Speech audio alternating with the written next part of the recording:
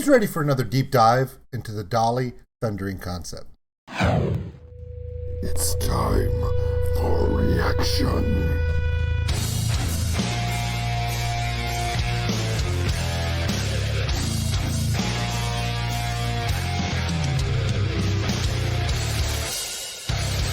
Welcome in.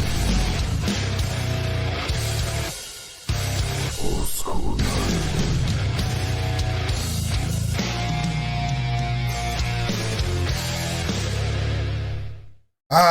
Yes, everyone. My name is OldSkuleNerd, and it's Tuesday, and just another one of my many amazing Patreon requests. We got to get it done today. This one is going to be the Dali thundering concept, Utopia. Now, we started with God is Dead, Long Live Man, which was a complete trip, and then there was a follow up to that, which of course blew my mind, and I even got a message from the lead singer of the Dali thundering concept, saying, "Dude, can't believe you caught as many of the things in our videos you did." And I went, I pay attention, especially when things freak me out, and your video freaked me out. But that didn't stop Patreon members on my Patreon going, "Dude, you got to do more." And I'm like, okay. So this one is called Utopia. I have no idea about it. I know that. Well, let me show you. Okay. This is what it looks like when you first click it. Dude, that's all I know. That's all I know about it. That, and it's a crazy, amazing band. So, my name is OldSkuleNerd. Check us out on OldSkuleNerd.com. It's got all of our social media posts. The Patreon link for those who want to help support the channel. We appreciate every single one of you. And the merchandise store. New D&D shirts are available in the merchandise store. Please check them out. Here we go. Dali thundering concept. Dear God. And go.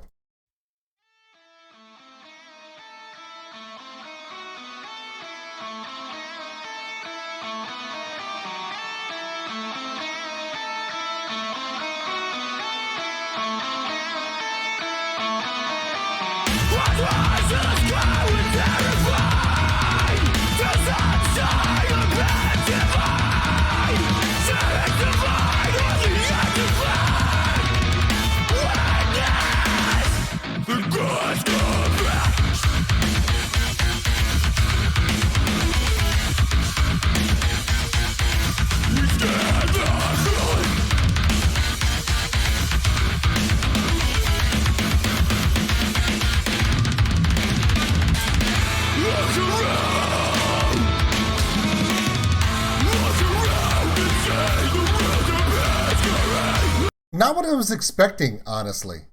And not in a bad way. The first two videos I did of TDTC was very conceptual. Had some hip-hop rap in it. Had, of course, that aggressive metal, rhythmic metal, that groove style metal that I love in it, which captivated me. This one is so straightforward. I did not expect to see the band members doing a play along, which I love. Through the windows and the inverted cameras swooping back and pivoting back through, that boom cam style that was going on made me go like, whoa, I just had my coffee. I'm gonna, but we're good. We're good. Love the guitar player's beard. A+ on the beard. The only thing better than your beard is your guitar playing. I was going to say it. Bass player claw hammering the crap out of that bass, and it's got a great groove to it. I'm going to make a confession. My two favorite forms of metal. Ready? Y'all already know what one of them is kind of a groove metal. That would be the Dali thundering concept. Ginger, like those style where you take the blues and jazz, reggae, funk, you take those layers of rhythmic styling, you layer them in, and you bring the bass guitar into the forefront of not only the rhythm section but also the melodic section, and you layer the crap out of it, and it never stops. Love that stuff. Okay, my second favorite type is progressive metal. Metalcore, where it's progressive. Torrential Rain. You know what I'm talking about. Winter Sea, right? Even Gojira. Gojira is very much a progressive metal band. Why? Because they're dynamic. They don't just sit in one box. You never know what you're going to get with Gojira.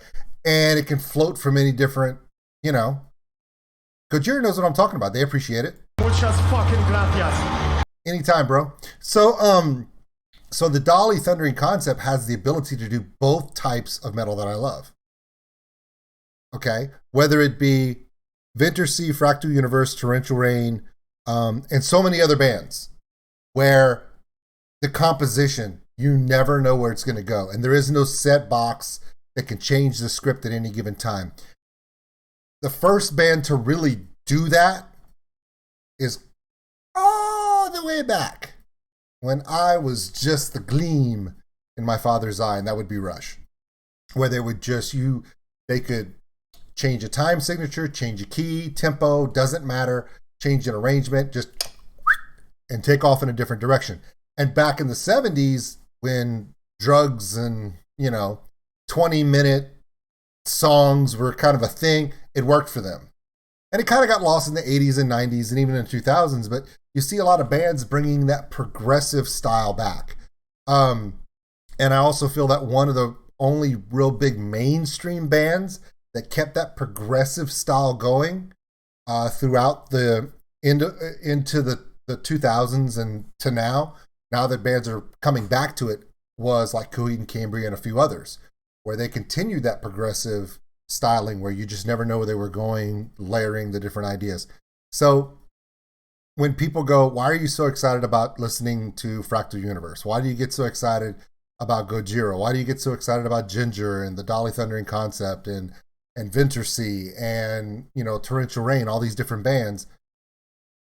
They are the style that I like. Now, there are also bands that share labels with some of these bands, okay?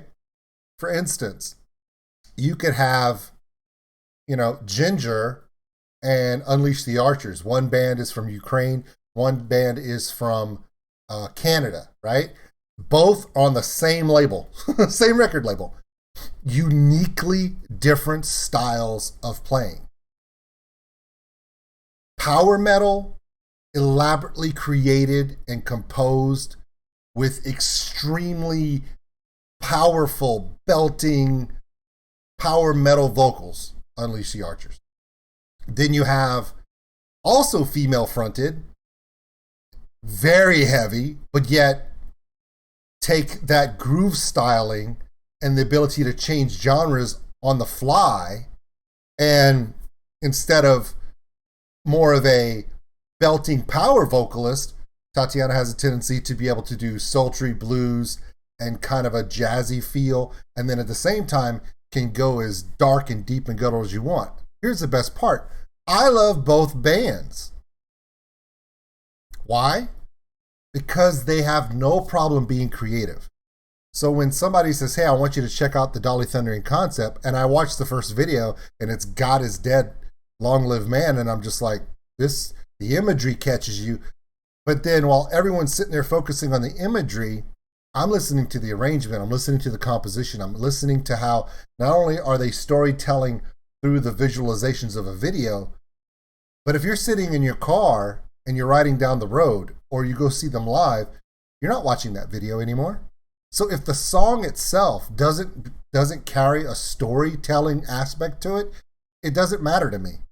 I have to feel it in there. So when people say, why do you love bands like this? Because compositionally, musicianship-wise, the arrangement is so dynamic, it literally can tell you the peaks and valleys and even the crescendo and then down into a subtle or cut-off ending.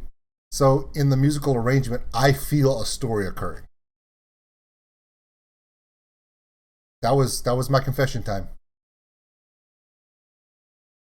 That's what you wanted to know. I mean, you want me to be honest? That's honest.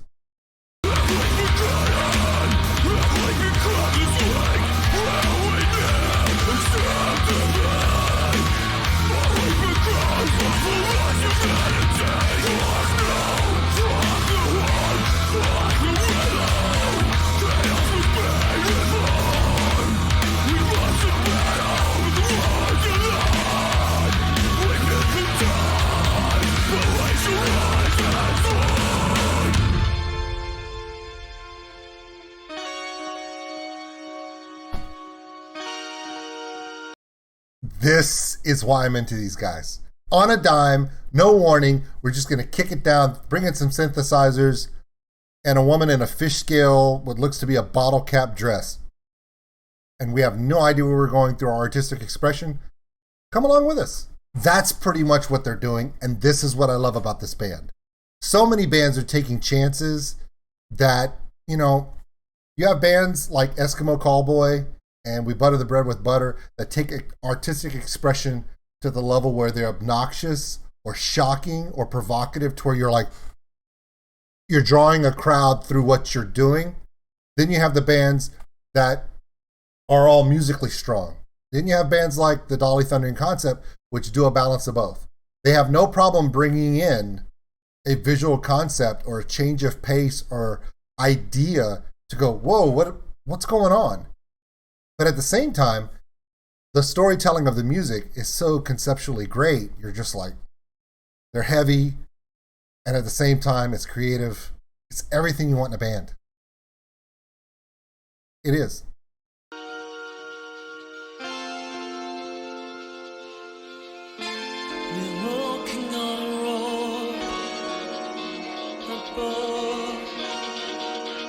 You can hear it in the background. The song's still going, it's building.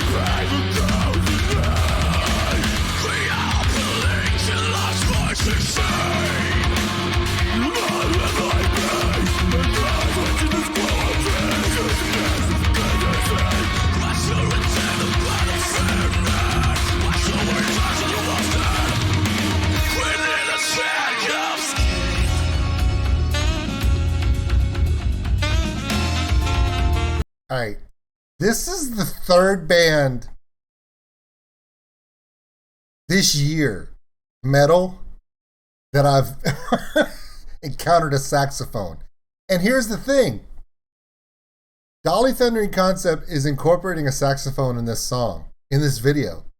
And the two other bands that have incorporated a saxophone into their music video and their songs were mentioned earlier in this reaction. Venturesea did it, and Fractal Universe has been doing it a lot lately too. Both extremely, come on. If you go check out Venturesea from the West Coast, US, they're so heavy, they're so elaborate. And you want to talk about, she's like this tall, and she's so cute, you just want to pinch your cheeks, until, just like Tatiana, she'll just literally just guttural rip your face off with her vocals. And she does this evil thing. It's just crazy. But they incorporate on one of their songs a saxophone out of nowhere. Crazy rendition. Pretty cool. Crack of Dawn, check it out. And then Fractal Universe has been incorporating a saxophone because their lead singer during COVID lockdown said, well, what am I going to do for 6 months? And he goes, I'll learn how to play a saxophone. What? He goes, yeah, I'm stuck. I'm in France. I can't leave the house. I'm going to Amazon order a saxophone and just learn how to play it. Yeah, it's all over their new album. It's pretty cool. That's Fractal Universe and Venturesea. Here, the Dali Thundering Concept, throwing in some more saxophones. Now you see why I love these bands. You never know what's going to come. Speaking of saxophones, suck it, Kenny G.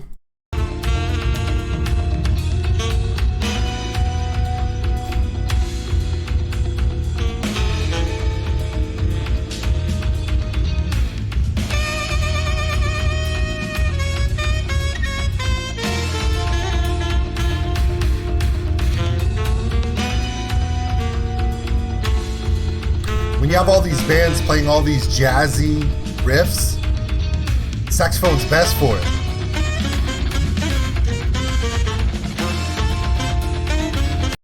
How hard would it be? How hard would it be for suddenly Ginger to show up with a saxophone one day? It would be so easy for them. You want to know why? They're playing jazz grooves in almost every song they do anyway. Bands are stepping out of metal and bringing other genres into metal. And it's awesome. Oh, God. It's clay time? Is this dude like the Bob Ross of clay sculpting? All right, dude. Make some happy little trees or something. Go.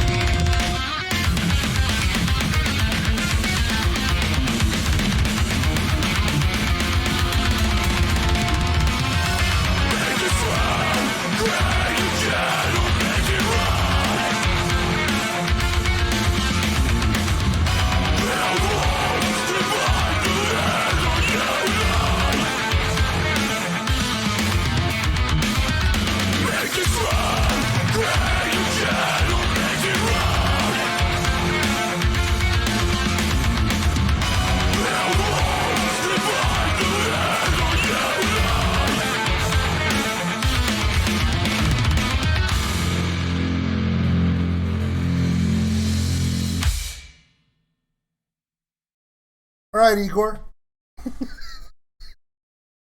Hey! Again, I told you. They do the roller coaster of storytelling, and sometimes they go up to the crescendo and they taper it off to end the story, and sometimes they just leave you hanging. Really intense ideas throughout this whole thing. I really enjoy the jazzy elements. This creeped me out, and it wasn't because, Jonah Hill was pouring honey on this woman, but the fact that if you watch the video, okay, look at her skin, okay, and then after the honey or gunk or syrup or oil or whatever it is hits her skin, look at the goosebumps on her skin, pronounced.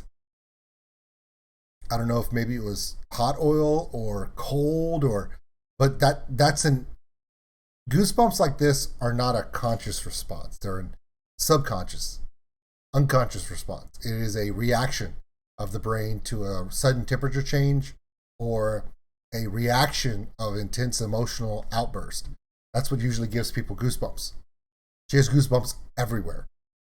So I'm wondering if they did that with a temperature change or it was something that just caused it. But yeah, you could look at the goosebumps. It's just crazy, and I noticed it because it just seemed like really overwhelming the way that kind of hit. But I mean, we're looking through all this stuff here, and it's as we go through this,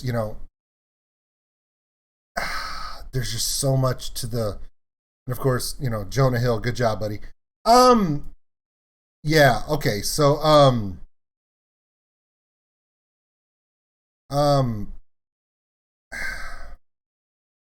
trying to summarize, bass player with that damn clawhammer style, that slap and pull is so strong in this video, and I love it. So that was the Dali Thundering Concept Utopia.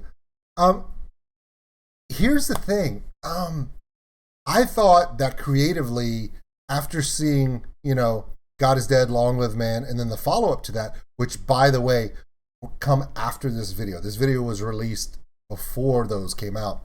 I didn't know where they were going to go with it because I was stepping back in time with them. But you could definitely see the creativity was was already there. They just took it to the next level with the other two. So definitely check out the Dali Thundering Concept. I have two other reactions about them. Actually, we're going to post that one right there. That should do it for you. My name is Old School Nerd, and we'll see you on the next one. This thing was so damn good. I loved it.